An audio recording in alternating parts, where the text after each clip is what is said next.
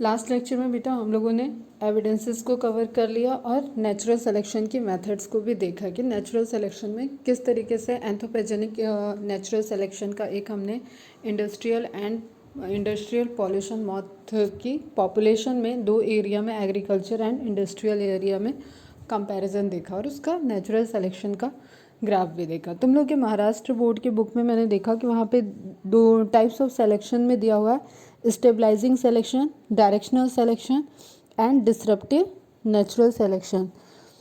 Clear? इसको तुम देखोगे उसमें तो उसमें ही तुम समझ जाओगे जैसे क्या पैरामीटर्स दिए गए, क्या उनको क्राइटेरिया दिया गया किस तरीके के इन्वायरमेंट में, तब वो किस तरीके का सिलेक्शन शो किया, मतलब नेचर ने किस तरीके का कंडीशन दिया और किस तरीके की स्पीसीज वहाँ पे इवॉल्व हुई। क्लियर? अगर फिर भी ना आए तो वो अभी हम लोग देख लेंगे, जब महाराष्ट्र बोर्ड के अकॉर्डिंग देखेंगे तो वहाँ पे उस चीज़ को कवर कर लेंगे। क्लियर? फिर हमने यही देखा था कि पूरा herbicide, pesticide, drug resistance, antibiotic के रेजिस्टेंस जो हो रहा है वो किस तरीके से पॉपुलेशन में, वो भी एक तरीके का क्या सिलेक्शन में हेल्प करता है, वो एक तरीके का एवोल्यूशन का पॉइंट ऑफ व्यू वहाँ पे हमें दिखता है कि उस पर्टिकुलर जो वो उनके लिए कंडीशन हो गया, ये कंडीशन हमने दी, चैलेंजेस दिए, ठीक है, ह्यूमन चैलेंजेस हैं कि हमने पेस्टिसाइड दिया, हर्बिसाइड दे रहे हैं, हम एंटीबायोटिक्स दे रहे हैं, लेकिन उन चैलेंजेस को भी एक्सेप्ट करके फिर से उनके स्पीसीज कुछ इवॉल्व हो गई और उस पर भी वो ग्रो करने लगी। नाउ नेक्स्ट पॉइंट रहेगा adaptive radiation. As the name indicate बेटा, अभी आप लोग डाइवर्जेंट कन्वर्जेंट एकदम अच्छे से समझ में आ गया होगा। तो एडॉप्टिव रेडिएशन, एडॉप्शन से रेडिएशन मीन्स किरणें, ठीक है।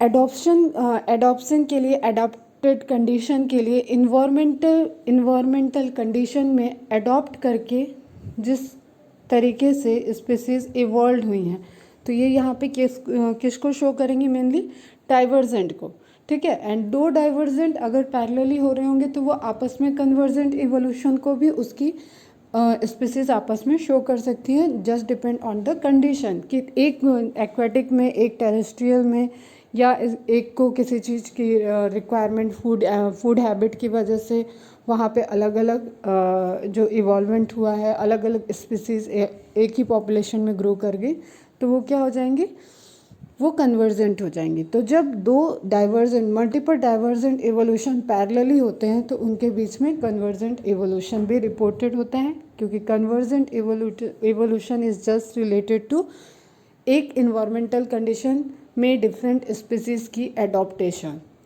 तो आपको यहाँ पे कॉन्सेप्ट क्लियर रखना है। और रेडिएशन, एडॉप्शन की वजह से जो डायरेक्शन ऑफ ग्रोथ है, डायरेक्शन ऑफ इवोल्यूशन है, ठीक है, दैट इज़ एडॉप्टिव रेडिएशन। यही हम लोग देख लेते हैं। ड्यूरिंग हिज जर्नी, अब हम वापस से डार्विनिज्म की तरफ जा रहे हैं। डार्विन ने कैसे जर्नी की और कैसे एनालाइज किया, किस चीज़ों को नोटिस किया था, ठीक है, वो सारा यहाँ पे मेंशन रहेगा। During his journey Darwin went to Galapagos island. ये आपको इम्पॉर्टेंट रहेगा, थोड़ी इसकी इन्फॉर्मेशन भी एक स्लाइड में है, तो जस्ट एक बार देख लेना, ठीक है। पहले भी मैंने बताया था कि इन्होंने पूरा विजिट किया, अलग अलग जगह से, वहाँ से सैंपल लिया, उनके बीच में क्या सिमिलरिटी है, क्या डिसिमिलरिटी है, इसको स्टडी करके कि हाँ ये यहाँ से हो सकता है, अलग अलग डायरेक्शन में ग्रो किए हैं, अलग अलग डायरेक्शन में हैबिटेट में चले गए, तो इससे इनके अंदर पर्टिकुलर चेंज आया। There he observed an amazing diversity of creatures of particular interest. Small black birds later called Darwin finches amazed him, ठीक है। अब वहाँ पे उन्होंने जो बर्ड की कैटेगरी देखी, बर्ड के ग्रुप देखे, उनको कलेक्टिवली नाम दिया जाता है डार्विन फिंचेस, ठीक है।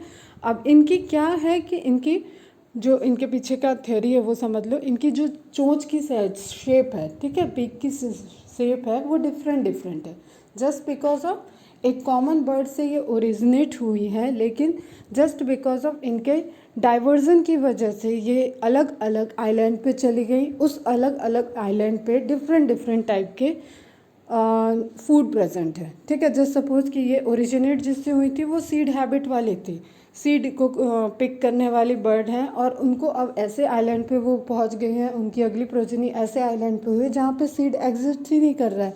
तो नेचुरली कहते हैं ना कि लाइफ अपना राह ढूंढ लेता है, तो लाइफ अपने को सर्वाइव करने के लिए वो जो भी वहाँ पे प्रेजेंट होगा, जिस चीज़ पे वो हिट करेंगे उसको वो अब एज अ फूड यूज़ करने लगेंगी।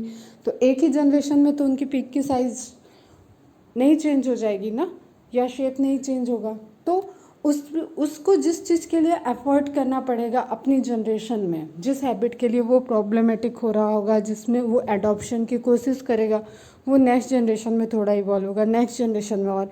तो इस तरीके से 100 साल तक फिर से एक नई जनरेशन आएगी जिसकी चोंच की साइज ही चेंज हो जाएगी।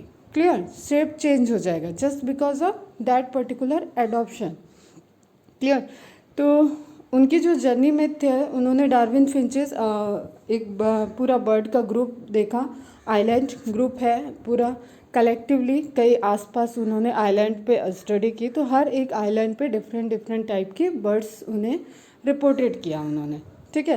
ही realize that there were many varieties of finches in the same island, all the varieties he conjectured evolve on the island itself. वो खुद ही ओरिजिनेट हुई हैं from the original seed eating feature.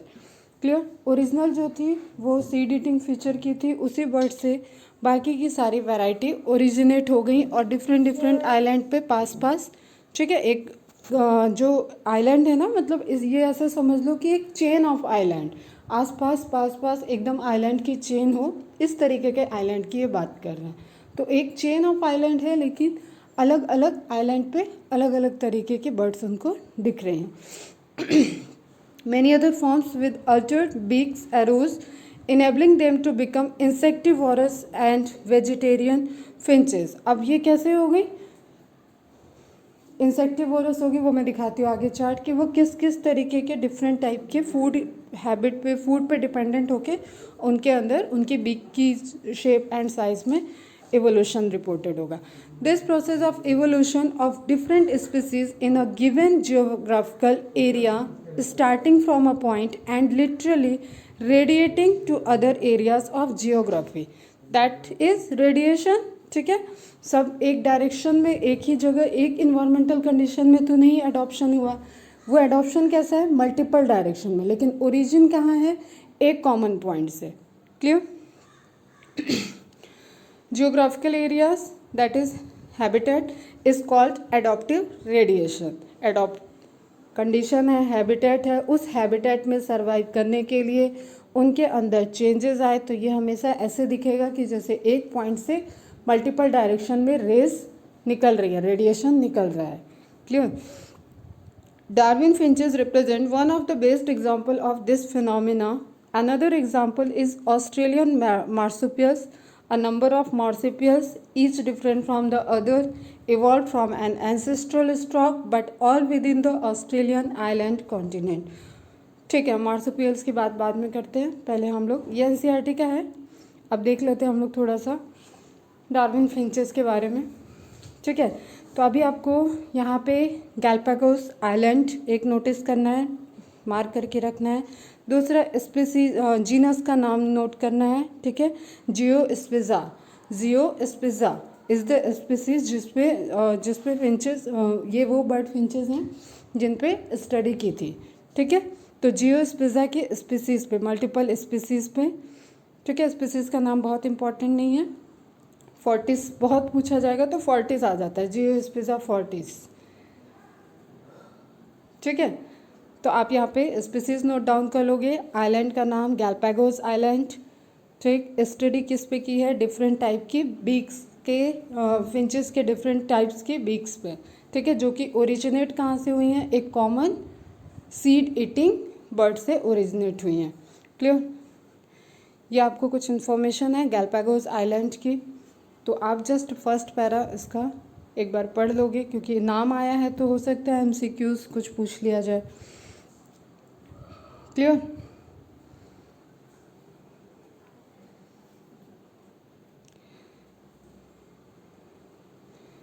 ठीक। अब आपको यहाँ पे पूरा एक देखो, जैसे जस्ट सपोज ये कैसे आपको पूरा एक ऐसा दिख रहा है कि मल्टीपल आइलैंड वहाँ पे, और ये एक चेन ऑफ आइलैंड्स दिख रहे हैं आसपास। तो इन्हीं आइलैंड पे इन्होंने स्टडी की, तो डिफरेंट डिफरेंट टाइप्स के वहाँ पे बीक प्रेजेंट थी फिंचेस में, उस पर इन्होंने स्टडी किया। अब स्टडी के टाइम ये कैसे स्टडी करेंगे, तो इन्होंने क्या किया, बर्ड्स को मारा, ठीक है, बर्ड्स को मारा, उनकी स्टफिंग की, ठीक है। फर्स्ट चैप्टर याद करो किस तरीके से म्यूज़ियम में स्टोर किया जाता है, वही स्टफिंग मेथड से उसको स्टफिंग की बर्ड्स की बॉडी के अंदर, फिर उसको सैंपल स्टडी के लिए अपने लेबोरेटरी में ले आए, और लैब तो इनके उस पर भी थी, तो वो पूरा प्रॉपर मतलब कलेक्शन प्रूफ आपको देना पड़ता है ना वर्ड को, तो आपको पूरी दुनिया में जब आप कोई थ्योरी ला रहे हो तो आपको प्रूफ भी देनी पड़ेगी। तो यहाँ से ये एक तरीके से इनका सैंपल हो गया, तो सैंपल की स्टडी के लिए इन्होंने बर्ड्स को किल किया, स्टफिंग की, फिर उनकी मल्टीपल डिफरेंट टाइप की बिग्स के शेप एंड साइज पे स्टडी की। Clear? Darwin observed that the finches on the island were different from those in Ecuador, ठीक है, जो अमेरिका के साइड में जहाँ से इनका ओरिजिनेशन माना जाता है वहाँ से डिफरेंट थी। Their beaks were adapted according to how they obtain their food, जैसे जैसे उनको फूड की एडॉप्टेशन फूड मिल रहा था उसके अकॉर्डिंग उनकी बीक के शेप में एडॉप्टेशन आ गया। Clear? Beak shape is an adaptation that helps the finches to survive, ठीक है। उससे क्या एडॉप्टेशन ज़रूरी है किसी भी लिविंग कंटेंट के लिए, लिविंग ऑर्गेनिज्म के लिए, सर्वाइवर के लिए न्यूट्रिशन तो रिक्वायर्ड है, फूड रिक्वायर्ड है, ठीक है। तो अब वो जिस चीज़ की ओरिजिनली रियलिटी में जो उनकी एंसेस्टर हुई वो जो सीड हैबिट से ग्रो करती थी, बट जब इनका माइग्रेशन हुआ ये इक्वेडर से माइग्रेट करके डिफरेंट गैलापागोस आइलैंड पे पहुँचे, तो वहाँ पे जिस तरीके के फूड वहाँ पे प्रेजेंट थे उसके अकॉर्डिंग इनके अंदर मॉडिफिकेशन आ गया, और इट टेक्स टाइम, ठीक है। ये एक लंबे टाइम के बाद आया, ऐसा ऑल ऑफ सडन नहीं आया। तो big shape is an adaptation that helps in the finches to survive. Large ground finch दिख रहा है, ठीक है, वो सीड से डिपेंडेंट है। Cactus ground Finch cactus fruit and flowers पे फीड करती है, ठीक है। वेजिटेशन टेरियन फिंचेस बर्ड, प्लांट्स में जो बर्ड होता है उसको। इंसेक्टिवोरस वुड पैकर फिंच, तो अब जो भी वुड पैकर होंगे इनको देखो थोड़ा सा इनको पॉइंटेड बीक की रिक्वायरमेंट होगी, ताकि वो, अब ये कहाँ होंगे इंसेक्ट, किसी ऐसे पोर वगैरह में, किसी जैसे वुड के अंदर हो, ठीक है, किसी छोटी छोटी जगह पे घुसे होंगे, तो वहाँ पे जाने के लिए आपको थोड़ी सी पॉइंटेड बीक चाहिए। तो उस तरीके का इवोल्यूशन यहाँ पे हो गया। अगर जस्ट सपोज सीड हैबिट वाली बर्ड ही अगर इंसेक्ट खा रही होगी तो उसको प्रॉब्लम आ रहा होगा, तो वो अपने बार बार उसके मैकेनिज्म, जो उसके जीन्स हैं, जो उसका थ्रू लाइफ चल रहा है एफर्ट, उसने क्या किया है कि उसने ये मॉडिफिकेशन रिक्वायर्ड है, ऐसा सिग्नलिंग उसके पूरे मैकेनिज्म में बार बार हिट हो रहा होगा। तो उससे क्या होगा कि जब उनकी नई जनरेशन आएगी तो उसमें थोड़ा मॉडिफिकेशन, और ये इतना छोटा माइन्यूट मॉडिफिकेशन होगा कि इसको रिपोर्ट करने में आपको मोर देन 100 ईयर्स 1000 ईयर्स लगभग लग जाएंगे। तो ये इस तरीके का मॉडिफिकेशन है, लेकिन इसमें चेंजेस आएगा just because of adaptation. Clear? Just because of environmental condition. वो सीड ईटिंग बर्ड, वो ऐसे आइलैंड पे उसकी नेक्स्ट प्रोजनी अब हो रही है कि वो वहाँ पे सीड प्रेजेंट ही नहीं है, अदर कैक्टस प्रेजेंट है, या कुछ अदर प्लांट्स प्रेजेंट है, या इंसेक्ट्स प्रेजेंट है। तो according to the availability of food उनके बीक के शेप साइज में इवोल्यूशन देखा जाएगा। क्लियर? तो दिस इज जस्ट आप देख रहे हो डायरेक्शन एक कॉमन पॉइंट से, ठीक है। ये कौन सी हो जाएगी? सीड ईटर फिंचेस होगी, जो यहाँ से एडॉप्टेशन को शो की अलग अलग डायरेक्शन में, ठीक है। अब इसमें फ्रूट ईटर है, इंसेक्ट ईटर है, सीड ईटर्स हैं एंड कैक्टस ईटर्स। तो यहाँ पे आपको डिफरेंट टाइप के दिख रहे हैं, ground finches, warbler finches, tree finches. Clear? Vegetarian tree finch, large insectivorous finch, small insectivorous tree finch, wood picker finch, ठीक है, cactus ground, sharp beaked, small ground. तो देख रहे हो आपकी बुक में तो थोड़ा कम ही मेंशन है, लेकिन यहाँ पे कितनी सारी वैरायटी की बीक्स या वैरायटी की बर्ड्स ओरिजिनेट हो गई इसी कॉमन एक सीड ईटिंग बर्ड से। क्लियर? तो this is a kind of adaptive radiation. सब एडॉप्टेशन हुआ, अलग अलग डायरेक्शन में हुआ, अलग अलग। यहाँ पे बेसिस क्या है? Availability of food. किस फूड को वो एज अ फूड, किस चीज़ को वो, किस चीज़ पे वो as a intake of food dependent होते हैं, उसके अकॉर्डिंग उनके बीक के शेप एंड साइज में चेंजेस आ गया। तो Darwin finches is a very good example of adaptive radiation. Clear? ठीक है। नेक्स्ट इसका जो एग्जाम्पल है बहुत पूछा जाने वाला, और इवोल्यूशन में आगे अगर इवोल्यूशन में कोई स्टडी करता है तो मार्सुपियल्स के स्टडी की जाती है। मार्सुपियल्स की स्टडी करने के लिए अब आपको एक माइंड में लाना पड़ेगा कि मैमल्स की क्लासिफिकेशन थी। जस्ट होल्ड ऑन, मैं वो भी यहाँ पे थोड़ा सा हम लोग डिस्कस कर लेते हैं। ठीक है, यहाँ पे हम लोग रिकॉल करो तो प्रोटोथेरिया, मेटाथेरिया एंड यूथेरिया, इस तरीके के डिफरेंट टाइप के मैमल्स थे। अब आप सबको पता है और ऑस्ट्रेलिया एक कॉन्टिनेंट की तरह बहुत पहले ही वो अलग हो गया था। पूरे वर्ल्ड का जो लैंड एरिया है उसमें देखो तो ऑस्ट्रेलिया एकदम सेपरेटेड है। तो वहाँ के मैमल्स का इवोल्यूशन, ठीक है, वहाँ पे एक्चुअली में नेचुरली मैमल्स यूथेरिया वाले जैसे में हम लोग आते हैं वो एग्जिस्ट नहीं करते हैं, वो सभी बाहर से जाके वहाँ माइग्रेट करके मतलब सेट हो गया। लेकिन वहाँ नेचुरली इवोल्यूशन में यूथेरिया का इवोल्यूशन नहीं हुआ था। ठीक है, तो उस वहाँ पे क्या है, प्रोटोथेरिया है या मेटाथेरिया है। तो जस्ट एक रिकॉल कर लो कि what is prototheria and what is metatheria. Prototheria is a sub class composed of egg laying primitive mammals. ठीक है, egg laying primitive mammals. Metatheria is sub class of mammals that include marsupials that give birth to partially develop young ones, जिनके पास एक outer side में जैसे kangaroo में pouch होता है उस तरीके के पाउचेस प्रेजेंट हो। यूथेरिया में हम लोग आ जाते हैं। Is the largest sub class of mammals that includes true placental mammals, placenta का formation, placental mammals that give birth to live well developed young ones. ठीक है, तो ये क्या है तुम्हारा, एक ले एग्स कर रहा है, एक give birth to partially develop young and nourish them while keeping in a pouch, लेकिन एक बहुत वेल डेवलप्ड यंग वंस को डिलीवर कर रहा है। प्लेसेंटा पूरा है, पूरा न्यूट्रिशन एंड पूरा डेवलपमेंट सब इंटरनली हो रहा है उसमें। तो एक एक्स्ट्रा देखो, पेरेंटल केयर अलग चीज़ है, लेकिन डेवलपमेंट के लिए एक केयर की जो रिक्वायरमेंट है वो यूथेरिया में कंपेयर टू मेटाथेरिया कम है। Clear? Do not have true placenta, have a simple placenta, have a true and complex placenta. Ear pinna के पॉइंट ऑफ व्यू से देखें तो have an year without pinna, have an ear with pinna, have an ear usually with pinna. No nipples, have abdominal nipples, have abdominal and thoracic nipples. फिर corpus callosum का है, no corpus callosum, corpus callosum is present, और ये present होना भी एक intelligency and well adaptation और development के लिए एक साइन माना जाता है। एग्जाम्पल में क्या क्या आ गया, duck billed platypus and anteater, kangaroo, opossum and red horse human. तो अब हम यहाँ पे ये चीज़ तुम्हें क्यों रिकॉल करा रहे हैं, क्योंकि हम जो ऑस्ट्रेलियन मार्सुपियल्स या मार्सुपियल्स को स्टडी कर रहे हैं तो उसमें जस्ट एक जैसे कहते हैं जेनेटिक ड्रिफ्ट, ठीक है, एक जियोलॉजिकल ड्रिफ्ट, ठीक है, geological drift is more appropriate कि एक एरिया से कट हो गया। ठीक है, एक लैंड का पूरा एरिया था, एक लार्ज एरिया था, उसमें किसी वजह से, किसी इन्वायरमेंटल कंडीशन की वजह से वहाँ वो दो पार्ट में डिवाइड हो गया। तो इस तरीके से ऑस्ट्रेलिया बहुत पहले ही डिवाइड हो चुका था। तो नेचुरली जो वहाँ पे इवोल्यूशन हुआ उसमें यूथेरिया डेवलपमेंट के पहले ही वो कट हो चुका था। तो वहाँ पे जो इवोल्यूशन हुआ मैमल्स में वो मेटाथेरिया और प्रोटोथेरिया से रिलेटेड हुआ, और यूथेरिया बाहर से माइग्रेट होके वहाँ पे आ गए।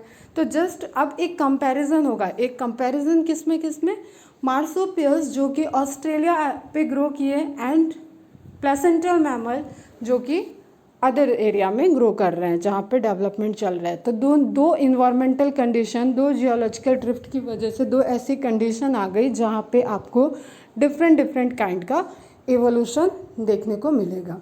क्लियर है? ठीक है, तो अब हम लोग यहाँ पे देखते हैं मार्सुपियल्स का। ठीक है, तो marsupials radiation is again a example of adaptive radiation. ये फिगर तुम्हारा एनसीईआरटी में ही दिया हुआ है। इसमें आपको पता है अब फिर से एक कॉमन एंसेस्टर होगा और उस कॉमन एंसेस्टर से डिफरेंट टाइप के स्पीसीज इवॉल्व होंगी।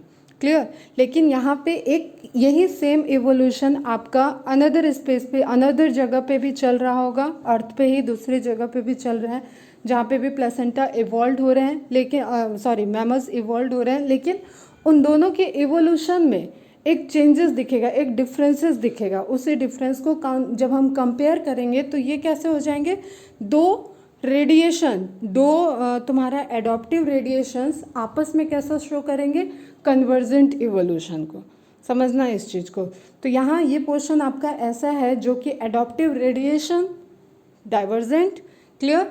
एक पर्टिकुलर स्पीसीज एक पर्टिकुलर लोकेशन पे जो डिफरेंट स्पीसीज बनी डिफरेंट कंडीशन की वजह से, उनसे जो ओरिजिनेट हुए वो सब क्या होंगे, डाइवर्जेंट इवोल्यूशन को रिप्रेजेंट करेंगे, एडॉप्टिव रेडिएशंस को रिप्रेजेंट करेंगे। लेकिन इसी दो पैरेलली जो अगर आप ऑस्ट्रेलिया की जगह देखो तो एशिया, साउथ अफ्रीका, इन जगहों पे जो ग्रो कर रहे हैं और वहाँ पे प्लेसेंटा मैमल्स का, यूथेरिया का एवोल्यूशन हो रहा है जो आगे तक हुआ है, उस केसेस में क्या दिखेगा, अब आपको एक कंपेयर दिखेगा, एक यहाँ पे अलग मैमल्स ग्रो कर गए और एक डिफरेंट जगह पे डिफरेंट मैमल्स ग्रो कर जाएंगे।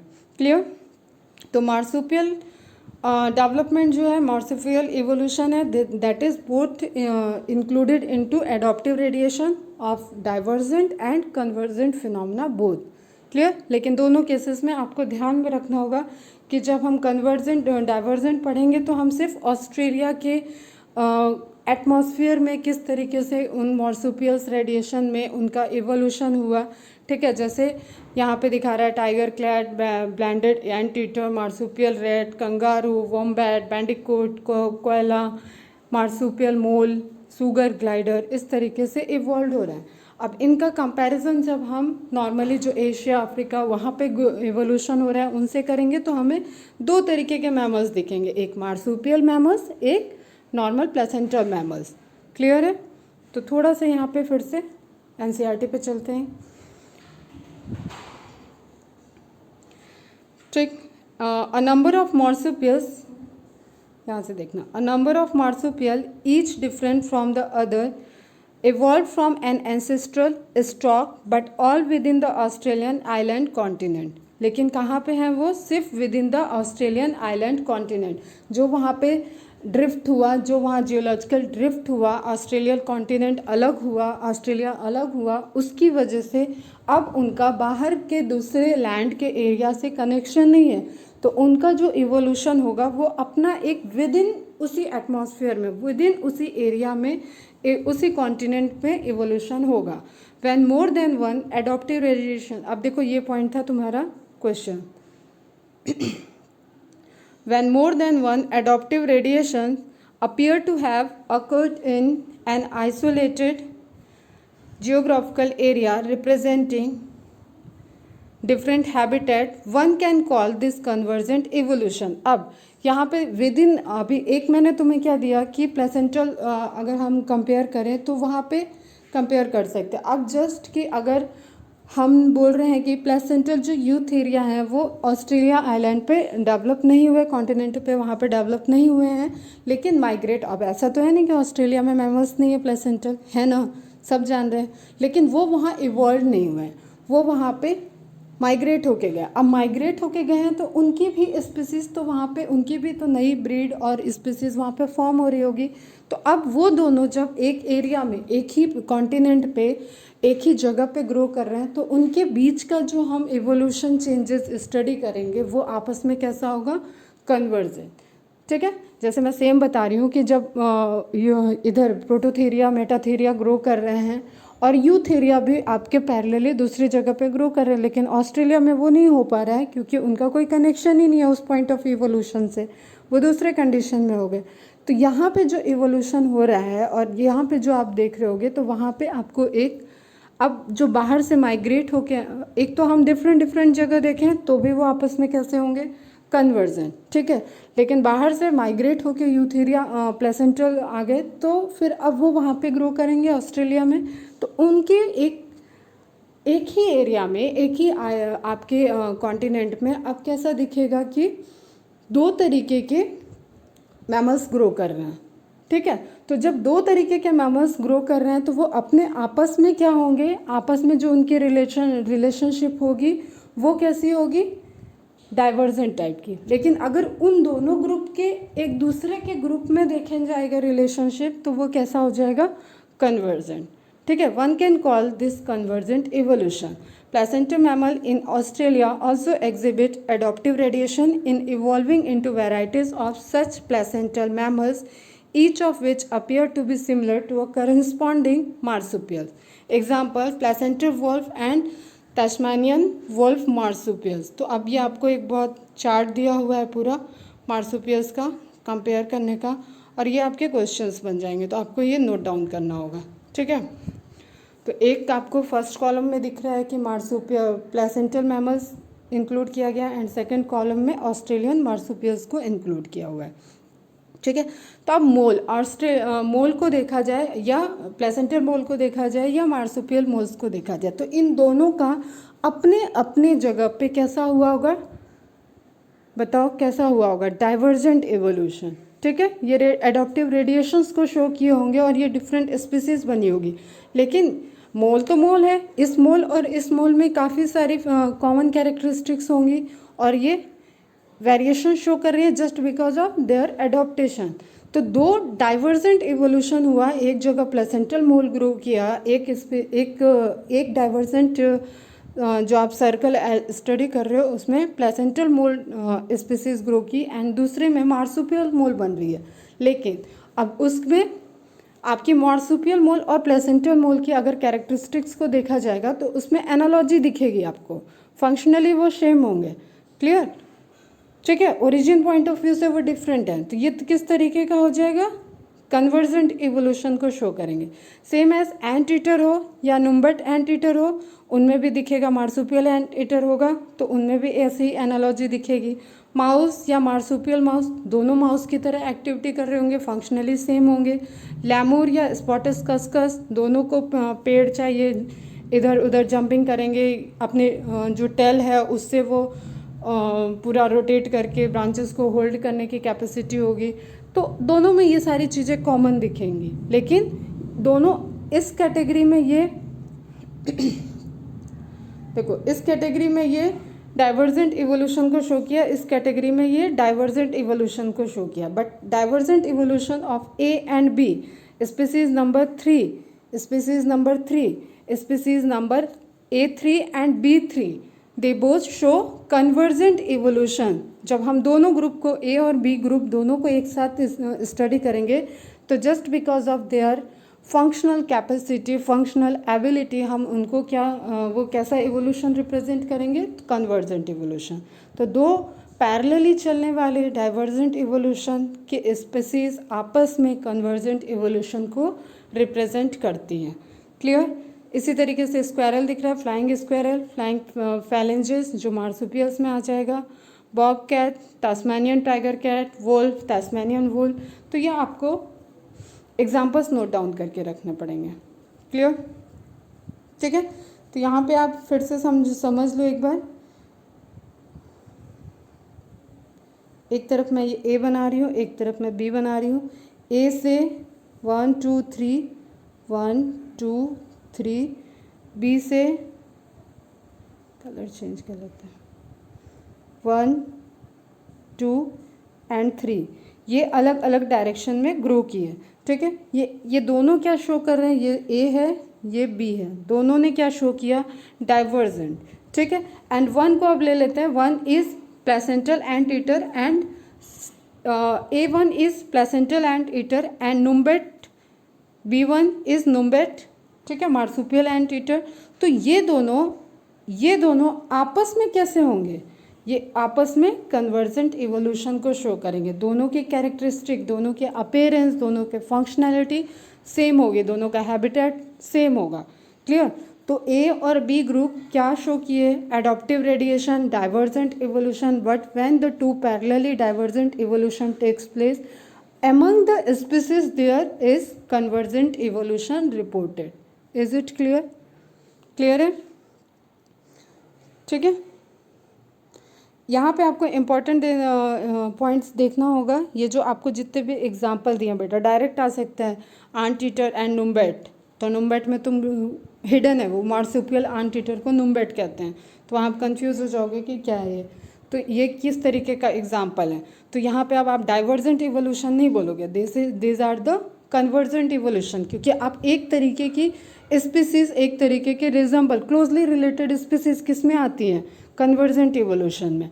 क्लोजली रिलेटेड एंसेस्टर डिफरेंट मतलब फार अवे, उनमें कॉमन कैरेक्टरिस्टिक नहीं है, ठीक है, लेकिन कॉमन एंसेस्टर है उनका। ऐसा किस में आएगा, डाइवर्जेंट में, होमोलॉगस, एनालॉगस। इन चीज़ों को ध्यान में रख के आपको इस तरह यहाँ इस पोर्शन के क्वेश्चन को अटेम्प्ट करना पड़ेगा। तो जस्ट डायग्राम वगैरह नहीं बनाना है, एग्जाम्पल के लिए आप टेबल फॉर्म में इनके नेम जरूर नोट कर लोगे, ठीक है। तो लैमूर और स्पॉटेड कस्कस, ठीक है, स्पॉटेड मतलब उसके जो क्या है स्किन अपीयरेंस है वो स्पॉटेड होगा। ये भी किसका एग्जाम्पल है, कन्वर्जेंट या डाइवर्जेंट, तो कन्वर्जेंट आएगा, ठीक है, क्लियर। अब अगर आपसे ये वाले पॉइंट ऑफ व्यू से क्वेश्चन करेगा तो यहाँ पे आपको क्या देना होगा, tiger, cat, Tasmanian wolf, sugar glider, marsupial moles, koala, these are the examples of what, these are the example of divergent evolution, ठीक है। ये नॉर्मली एक कॉमन प्रोटोथेरिया मेटाथेरिया से इवॉल्व हुए हैं, ठीक है। इनका एंसेस्टर सेम है, लेकिन ये डिफरेंट कंडीशन में ये ग्रो किए। तो कोई टाइगर जैसा बना, कोई वॉल्व जैसा बना, कोई ग्लाइडर बना, कोई मोल बना, कोई कैट बना, कोई रैट बना, कोई कंगारू बना। क्यों, क्योंकि उनको जस्ट एडॉप्टेशन शो करना पड़ा डिफरेंट इन्वायरमेंटल कंडीशन के लिए। क्लियर है, फटाफट इसको भी कंप्लीट करके रिप्लाई करना। तो एक नेक्स्ट लेक्चर बायोलॉजिकल इवोल्यूशन का और रहेगा। Bye bye, take care.